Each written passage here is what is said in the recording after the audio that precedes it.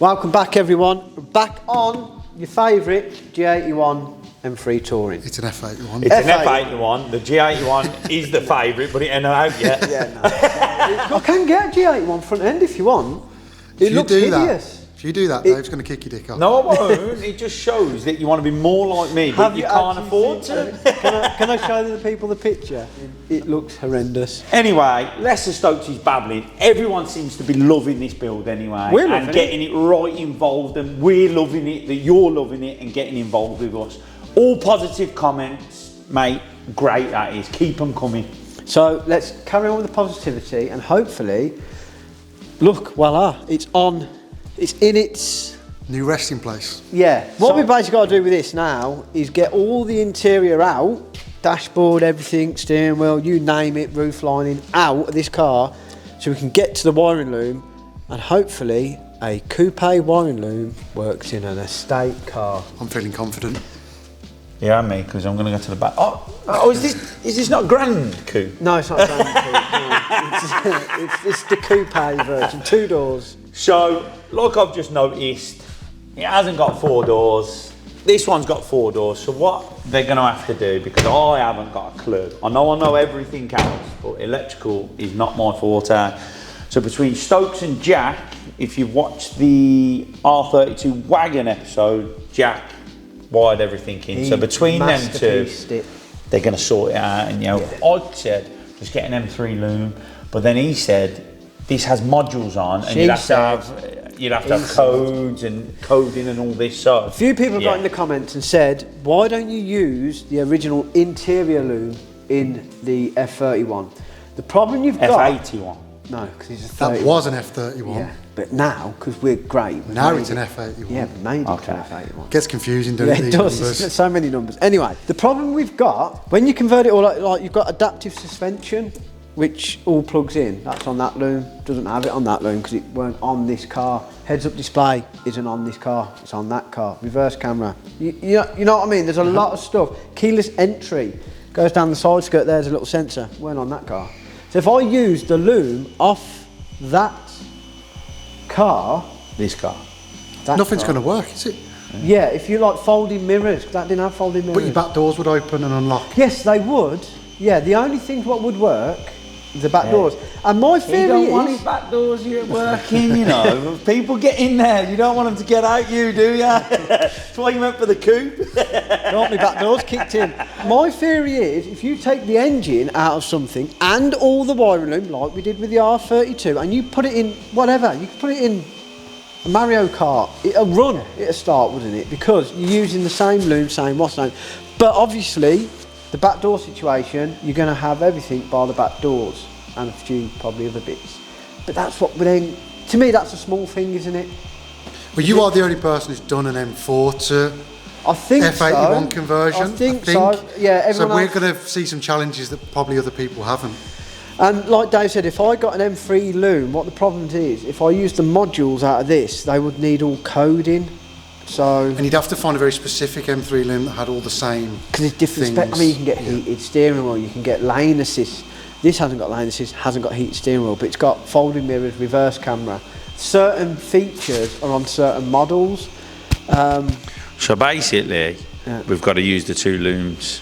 Yes. Let's get back. Move on. Yeah, let's get back. We're going to have to. Yeah. So, I think we should get this stripped because we've got to get it to nothingness. Is that a word, Jack? Yeah, it'll do. Emptiness. So, emptiness, nothingness, we've got to get the M4 to. And then we can plonk the loom in, press the button. Get it going. Steve's your aunt, Sandra's your missus. Yeah?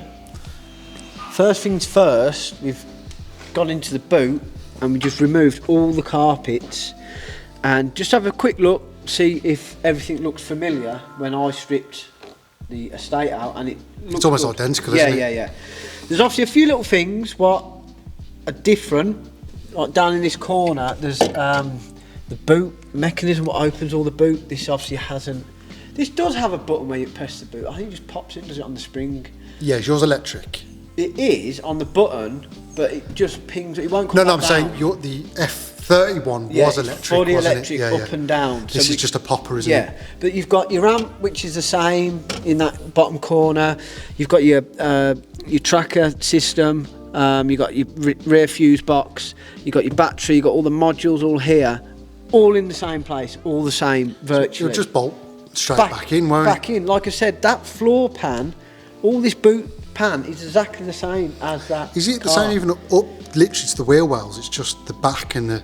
So what I'm saying is all them bolt positions are exactly the same. Exactly the same, mate. It should be relatively straightforward. It should be. Like I said, the floor pan is very, more or less, exactly. I think it is the same, isn't it? Yeah, it is. It's just the top bit. Yeah. So you stripped all that out. We're going to strip all his interior out just so we can work in there a little bit easier. Yeah. Remove the dash, get the carpet out, get access to the loom. As soon as we've got access to that, move it over and then figure out what we need to add in. And, I think if we can place and plug everything in to what we need to plug in and then figure out what doesn't work, and like Jack did on the estate, it's just a case of powering up the rear doors, which you normally power off the same loom what's fed to the front, because really when you do, I don't know, a door lock, it opens all the locks. You don't open them individually, do you? No. With the thing. Things like rear windows and stuff, which is the same thing I had in the R32. Yeah. But as soon as I got power to them and added it into the existing loom, they just worked straight away. The switches are individual, aren't they? And they're obviously in the door card of the... and then obviously you've got all the switch system, what works off in that. So as soon as that gets powered up, I think it may throw a little flid. I think some things are going to need coding in. We've spoke about this anyway. Features that aren't on the M4, the car won't know are there. So I know for a fact there's a button in the trim down here on that what opens the boot. Down there. And it obviously isn't on this one because it doesn't have an electronic boot. They never did one on this, or the M3, I don't think. So there's little things like that, and rear washer jet. I've got it.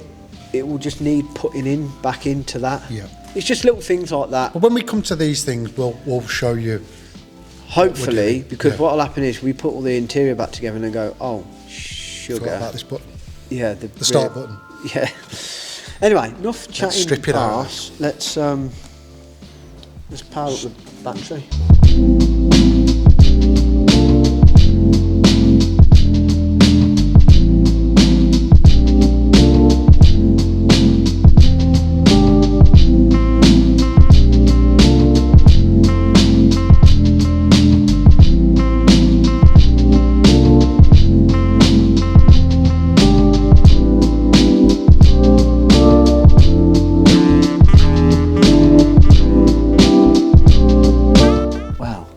Busy little bees, haven't we?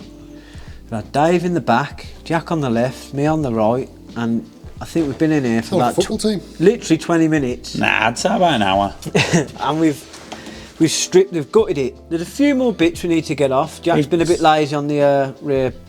I was working at the front, mate, on the left. Oh yeah. You told us not to take that off. No, we can take that off. I'll take it off in a sec, don't worry, I'll finish it off. The dash is all out, dash frame, everything, so we can get access to everything of the loom. So we're going to then start at the back and start peeling this loom all out, get it in a big pile here, peel it out the front in a big pile here, and then straight over into the estate, and then we will be scratching our heads for days. So by the end of the episode, it's going to be a runner, isn't it? It's got to be. You should see a dashboard back in. Yeah, and if it does run, buy us a beer, you know, on the smart car. They don't know about the smart car, do they? You told them that, Jack. Well, I'm not allowed to mention the smart car. So shut up now. Don't buy a beer. Don't buy us a beer.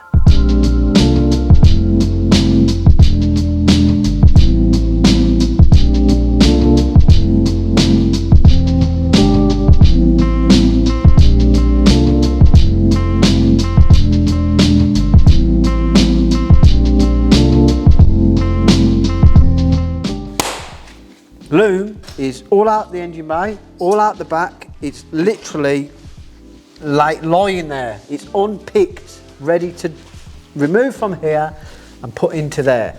Stoke put his car up on the ramp. We could have laid it out all underneath to see where it goes. That's not a bad idea. No, it's not a bad idea. Come on then, let's do that then. Okay, let's get this out of here into there Are you confident? I'm 100% confident. Good. Dave's dancing as well. Because then what we could do then is just move everything that way and then pull that forward and then just go in from the boot. Ooh. And it should just all lay nicely. Yeah. Boot, are you saying boot in? Boot in, yeah. Lads, remember, don't look for the rear door loom. Yeah, 'cause it's not there. Dave's handed me the first piece of the puzzle. Well, it's not the first piece of the puzzle because your engine's in. Yeah. It's the first piece of the interior. Because it's like, you know, like a ritual where Dave handed Jack the first airbag module for the... No? For the Golf, no. We're going a bit far here. Yeah, go on then. Do you want to put it in? Stop Yeah. All I'm saying is, we did this with the Golf. Look at it, mint. Mint. Choking on my peanuts.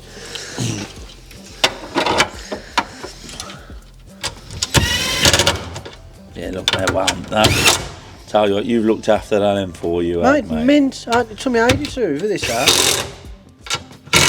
I don't know how you could get so much dirt underneath a carpet.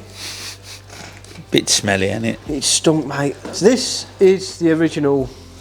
It's got like, obviously they left half the engine in it, didn't they, at one point? But I've hoovered that. You can tell the car thieves didn't show it any respect. M4 carpet, mint, but there's a difference. I reckon this has been changed, you know, because it don't look like it's done 150k, that, does it? Mint, mate, that car. How many miles had the wagon done? 130 apparently. So 10 more thousand miles and your car looks like that apparently. But no, like Dave said, I think it was a bit mistreated in its previous life. Which is quite bad really, considering it was a top spec. Yeah.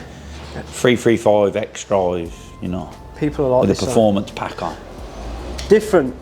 So, this has got a bulge in the carpet and the part number does say 4-wheel drive model. That says 2-wheel drive model. But no bulge. I would clean all this. It's got a few little, you know, been smoking the old... Devil's dandruff? No, not devil's dandruff. Wacky back. Well, if you're smoking a devil's dandruff, mate, he's into a bad way. But no, he's been tooting the pipe, I think. So we're going to attempt and see if this fits, because our theory is it's just got a bit of a bulge, hasn't it?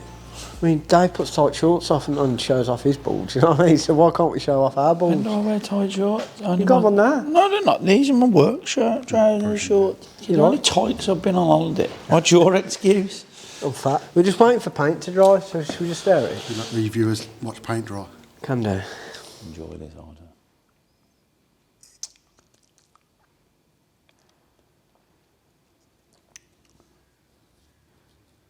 I didn't do this yesterday.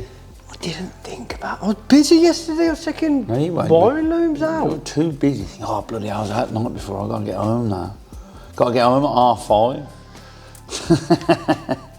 In for a curry. You never get a day off with Dave, do you? Just going to test drive this carpet. Yeah, test drive the carpet. It's just got this bit of a bulgy bit there, and I think it'd be fine. Yeah, I think all it does is creases the carpet up a bit here. But do you know how I can fix that? Put something on top of it. Just put the mat down. Is it really bad? No, it's just I think see that crease there. It just puts a bit of a crease. But I think after a bit of time, it just do me head in that wood. See that bulges out a bit. I think it'd be fine. Do my head in that wood. This paint's sending me dizzy.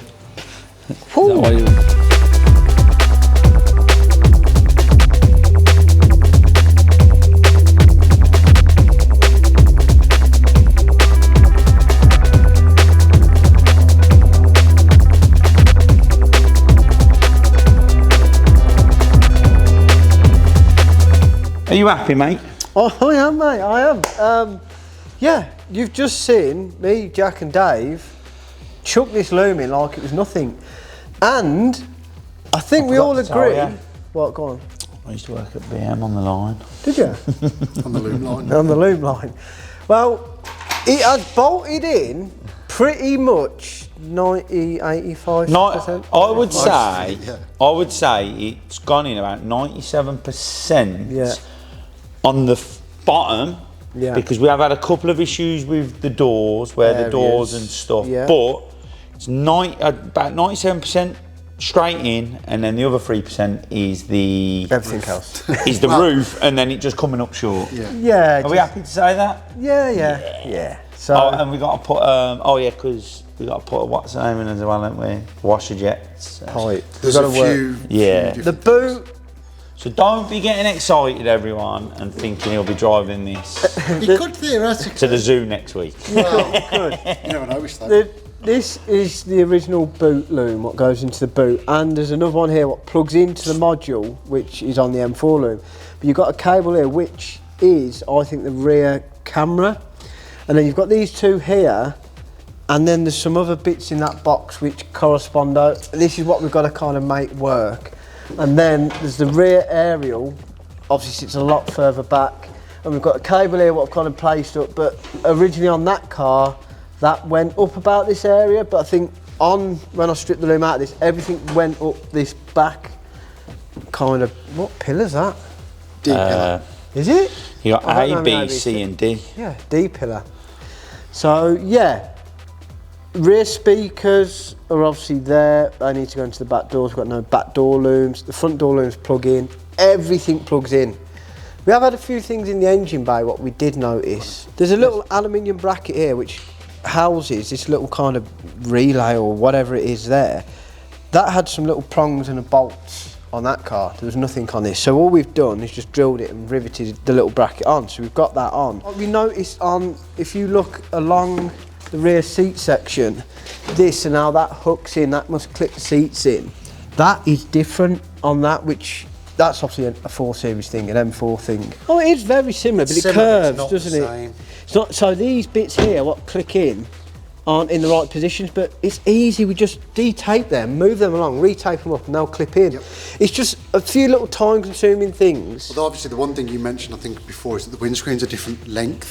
Yeah. So it's longer on this. I think so. This is taller and this one's shorter. So obviously the windscreen returns further back, which means all the loom that runs up the A pillars is the wrong length slightly. Yeah. So it's not a problem. You just can have a bit of excess or it'd be a bit tight, tight here and there. So yeah, we're figuring these bits out. Like Dave said, everything on the kind of the floor bit is fine. Like he was saying, with the rear door area, where obviously you've got rear quarter area, you've got like a what kinks up, and it's kind of like I don't know, it's like a brace, isn't it? Like a plastic brace. We can take that off, and whatever's on the other loom, we can put that over, or literally take that off and put some clips on, and that'll re-straighten that out and feed it nicely up there. Everything, like I said, on the rear panels here, everything bolts in how it did on the M4. I'm really happy. Do you think this has gone in easier than the R32? No, I think the R32 was more similar. You reckon? Yeah, it was. Yeah. It's like this. See that crash sensor that bolted to the rear quarter panel? This is obviously on that loom somewhere, but I reckon it bolts further down here. So this would just have to, the tape has to be pulled off, and it just moves to the point of where it's supposed to go. Yeah. And I mentioned to Stokes as well that obviously his M4 only has 4 seats. This has 5. And so the middle seat belt seat has like a warning thing. Yeah, on the dash, it knows when someone's sitting in a seat, so it'll show, like say if you've got the kids in the back, you got your seat belts on, they're like, yeah. So whoever sits in the middle seat, and the take end, your kids to the park. They can go for the windscreen basically. Definitely a joke there, but I won't say nothing. When you take kids from the park. Is that what I'm doing now? Taking kids from the park? I'm making no comments at all. I am completely PG. Right, so the next stage is, I think, is check all the wiring loom at the front, that there's no differences, and then we can get the dash cage with the heater matrix. Dash carrier. Yeah. Dash carrier then, Dave, yeah? It's not a cage, it's definitely a carrier. Oh, because you worked on the line, didn't you? I told you. Yeah. So that would, because there's more loom on that, which plugs in. Did a few months at BM. Did you? Yeah. And then, if we put some bits back on the engine, we may be able to push the button. I think you're being a bit optimistic, idea. Anyway, let's have a beer and stew over a few things, and we're back shortly. I'm teetotal, I'll have blackcurrant squash lemonade. Okay. 2 Guinness. And a packet of crisps. The big piece of the puzzle. The carrier. Little Richard. So his name, Little Richard. Little Rich. Little Dicky to you, David. That's it, little Dicky. Yeah, we forgot to put the front half of the carpet in. Is it ready for the carpet, or is it going to have to come back out? Because you're going to have to extend wires. So you getting ahead of yourself again, because you're going to put all this carrier in and everything. Oh no! Well, we don't know what we've got to extend.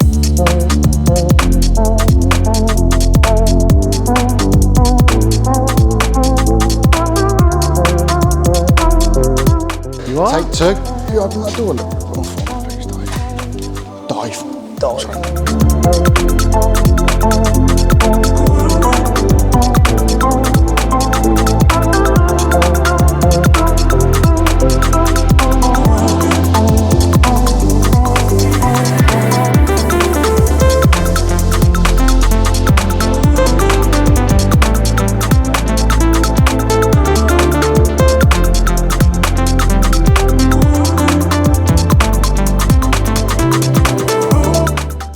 We're ploughing through it now, aren't we, lads? We are, yeah. We've got, basically, I think, everything plumbed back up on the engine side with water, or air intake, or the charge cooler.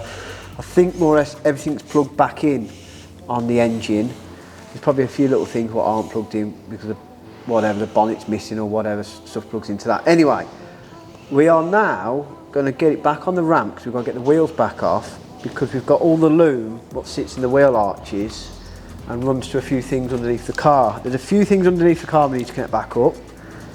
There's a steering rack, the neutral for the gearbox, and just check over a few things. And is that about it? You're going to reflare the brake lines. Yes, reflare the brake lines. So we've got some brakes, we get the fluid back in for that. So if it does run, we could... You can stop. Stop, if we did move, say.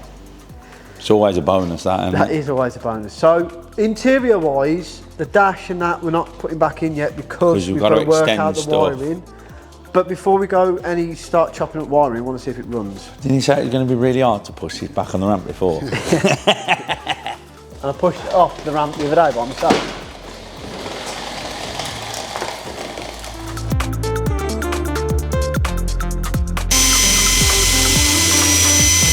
We've got a plastic coating on the brake pipes. So what we've done, we've got a bit of heat shrink, so we've had to clean the plastic off to get the joint, fitting on, the fitting, to slide further up so then we can get our flaring tool in. This is a nice new flaring tool as well, isn't it? Well, it isn't ours. And it's not new, but no, it's better than what we had. Yeah, it's lent off our lovely mate Jay, and it's the dog's dangly bits. It's a good bit of kit. The heat shrink, once we slide it all back down, we can pull back over and it'll protect the brake pipe again. And he says, or he swears down, that if you use the impact gun on the flaring end, apparently it gives you a cleaner. Well, you ain't got to tell me twice to use the impact gun, so. How come Betty's out? Because he said don't go nuts. And obviously Dave's gun is like Dave and it goes absolutely nuts. And I'll be owing Jake a new brake flaring kit. So that's the little rounded, because obviously these are steel pipes as well, which are a lot harder to flare. So the other problem we've got is bleed nipples, especially on these BMs, they tend to seize up. So I'm just going to go around now. That one's freed off, but the inner one on that other side isn't moving at the minute. And what tends to happen, they snap. And then once they snap, you got to take the caliper off, send it off, or drill it out, or whatever. Right, not budging, mate. That's broke. That's broke. It's just sent to testers, isn't it? So it's always the way, isn't it? We've got one caliper what the bleed nipples come undone on. The rest, one's come undone. No, both of them have come undone on this. Inside one on the front left is snapped, and both the rears are snapped. They are known for doing it. I'm going to have a read up and see how people do it. Apparently people send it off, but I think we could drill it out. Get in the comments. Any tips? Some people say, oh yeah, bash your bloody torque bit in, but what happens then? The torque bit snaps, and I think it makes it even worse for them trying to drill it out. I think you're just best off drilling it out, because you've technically, where it's snapped, I don't know if you won't be able to see. Drill in Yeah, there's like a hole. So obviously the hole where the fluid normally comes out, you could get a drill bit in as a guide and just slightly drill it. But then you've still got to take the caliper off to do it, because you'll be all out. You'll be on the squiff with it. But basically, what we've got to do is like we did with the brake flexi, is drill it to a point and hopefully it frees off and get it out. Or it needs drilling, tapping bigger bleed nipples fitting. Because obviously it's aluminium, isn't it? And the bleed nipple's steel, so. Should we see if it starts? Let's have a Yeah, come on, positive, let's see, yeah. We've messed about, look at my hands. I've got gloves, but I don't. Well, it was quite smooth up until that. Yeah. Really? Yeah, no, it's been all right. Well, to get it started, we think the minimum we're going to need, hopefully, is clocks, start button, immobiliser, or where you put your key fob. Yeah, it's like a pickup ring next to the. There is, in this centre console, there is like kind of aerial antennas, what picks your key up, so when it's in your car, in your pocket and whatever. But when they're not plugged in, the only way to start it is hold your key against there. I've learnt that the hard way by not plugging stuff in and not being able to start it. So, yeah, basically like Jack's just... Yeah, the gear selector, and the clocks, in case there's immobilising the clocks, and obviously we want to check that all the oil pressure's all good, which it should be. We haven't lost any engine oil, lost a bit of gearbox, but nothing major. Hopefully then, if this is all plugged in, and it's all obviously, because obviously we need to start this needs to be in like park or neutral. So, and I just think it won't start if there isn't a gear selector. Possibly not. And I need to hold my foot on the brake. So we need to put the battery, we've got the start button. That bit's in, that's in. Let's put the battery on. And hopefully we've got enough to end on a positive note. Connect the battery up. We've got things lighting up. Oh, it actually says M4. So has that just come on because we've obviously connected the battery and opened the door? Because obviously the key isn't, we just get the key. So it's an M4 now, still. That's good. It identifies as an M4. One light's on. You must not have plugged that in. What are you saying then, Jack? I'm going to be optimistic. Hold that there, foot on the brake. It needs to be squiddly diddly to do this. Hold remote up to steering column. That's what I'm doing. Whoa.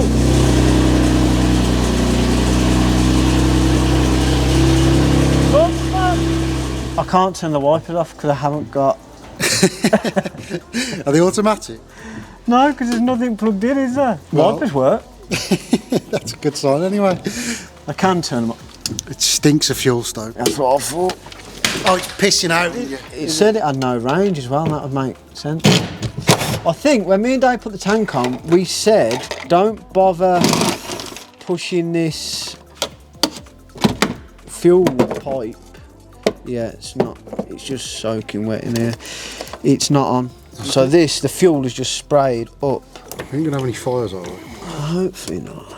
I'm happy though, even though we've got massive, we left the fuel pipe off and it just obviously pissed out, but considering we have just plonked the loom in, not modified it, plonked the bloody clocks on, and I mean, how was this car? We literally got it rolling, didn't we? Yeah. And we stripped all the M4 out, put the loom in, pressed the button. It worked. First time. First time. Even in the Golf, we'd forgot earths and stuff like that, so the fuel pump wasn't priming and all that sort of stuff. So I think we've been a little bit more careful on this one, other than the fuel pipe. Round two. Fire in the hole. Have to like side straddle it.